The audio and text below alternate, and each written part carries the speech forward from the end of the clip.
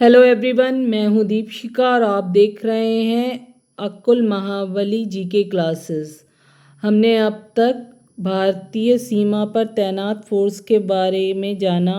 BSF और ITBP, इन दो force के बारे में हम जान चुके हैं। आज हमारा टॉपिक है असम राइफल्स।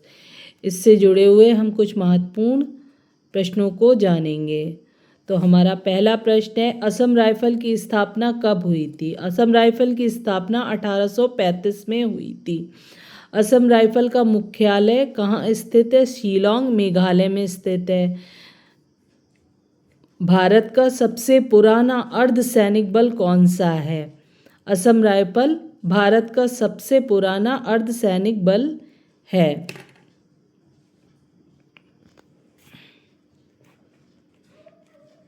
असम राइफल का मूल शुरुआती नाम क्या है?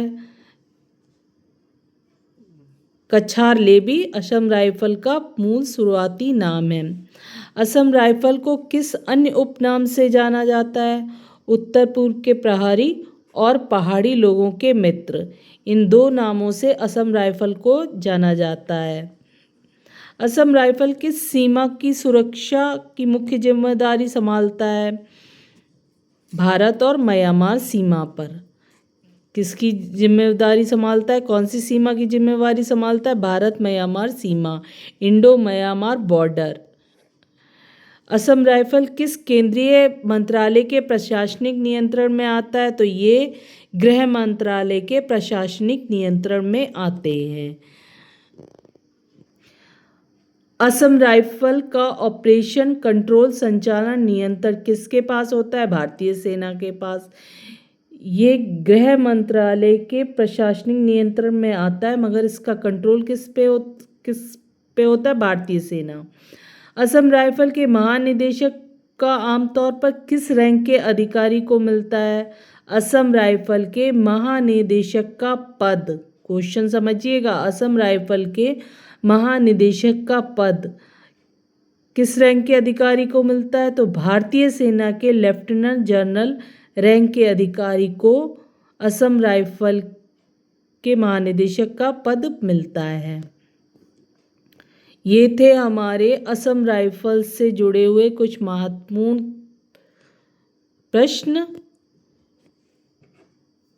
अगर समझ में आए तो लाइक सब्सक्राइब करिए।